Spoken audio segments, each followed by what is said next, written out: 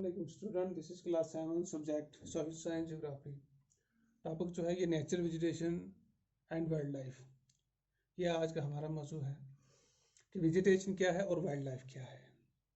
आपने पहले भी पढ़ा है, आपको मालूम है कि वेजिटेशन किसे कहते हैं और वाइल्ड लाइफ किसे कहते हैं। हम इसको फिर रिकैप करते हैं।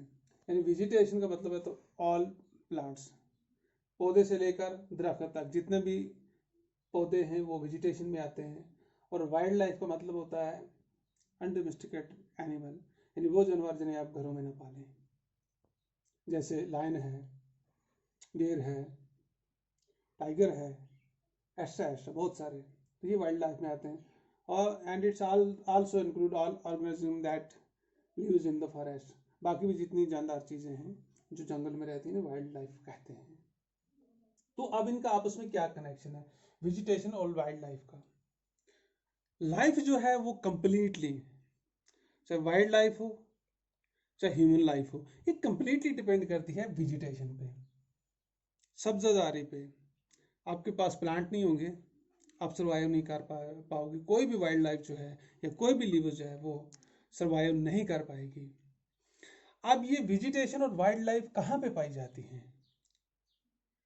ये पाई जाती हैं अर्थ में, यानी हमारे सोलर सिस्टम के अंदर जो अर्थ प्लानट है ये उसी पे मुमकिन है। और उस पर क्यों मुमकिन है? क्योंकि जिंदगी को बरकरार रखने के लिए अर्थ के अंदर वो तमाम तर मुनासिब हालात जो हैं वो मौजूद होते हैं। जैसे एक ज़िंदगी को गुजारने के लिए आपके पास पानी होना चाहिए, वो अर्थ में मौजूद होता है। और उसके साथ में उसकी फूड होनी चाहिए, वो भी यहीं से निकलती है, अर्थ प्रोवाइड करती है। तो इसका वेजिटेशन का लीव्स के साथ बड़ा गहरा ताल्लुक है। अब हम ये देखेंगे कि इसकी ग्रोथ कैसी होती है। तो इसकी ग्रोथ जो है ये completely depend upon the several factor है। कुछ ऐसे कारण हैं, कुछ ऐसे फैक्टर हैं जिसकी वजह से वेजिटेशन की ग्रोथ होती है। उनमें सबसे पहला जो है टेम्परेचर है, रेनफॉल है, सनलाइट है, सॉइल है, height above the sea level.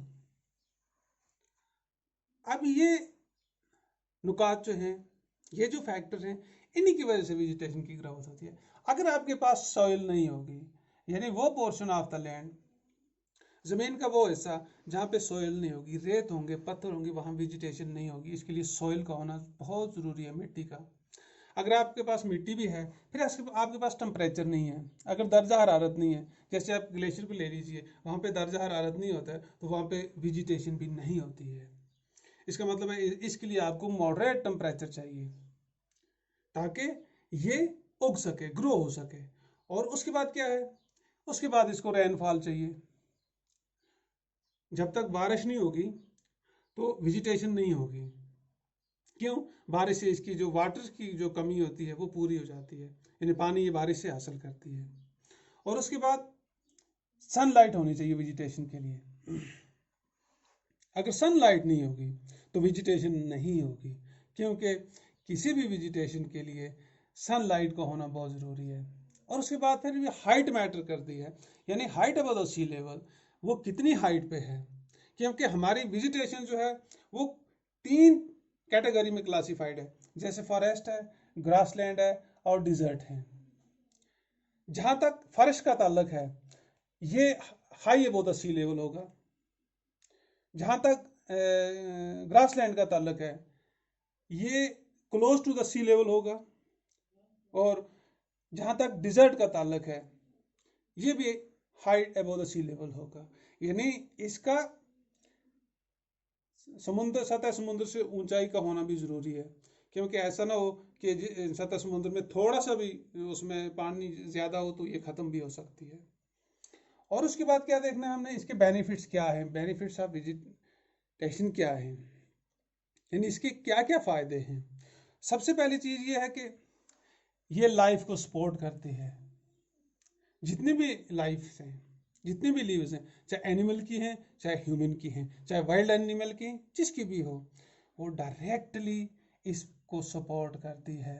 जैसे हमारी जितने भी फूड हैं हम किससे हासिल करते हैं? हम पौधों से हासिल करते हैं।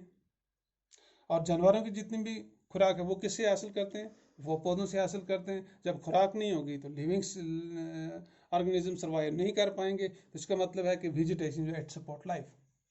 और उसका दूसरा जो है बेनिफिट वो क्या है, reduce air pollution such as ozone. ये हवा की आलूदगी को कम कर देती है, यानी हवा के अंदर आलूदगी जो पाई जाती है उसको वेजिटेशन कम कर देती है।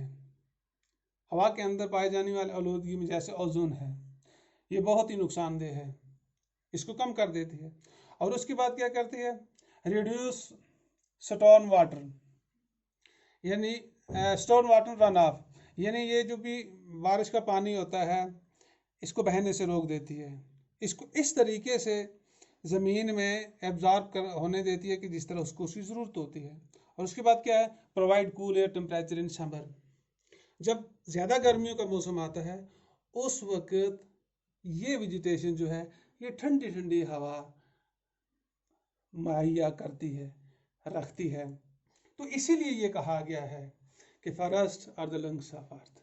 फॉरेस्ट जो है ये अर्थ के फेफड़े हैं। जिस तरह इंसान की बॉडी में, ह्यूमन बॉडी के अंदर लंग्स जो है ये एक इम्पॉर्टेंट ऑर्गन है जिससे पूरी बॉडी को सर्वाइव करने में, पूरे इंसान को जिंदा रहने में मदद करती है, इसी तरह फॉरेस्ट जो हैं वो अर्थ का लंग्स कहा गया है।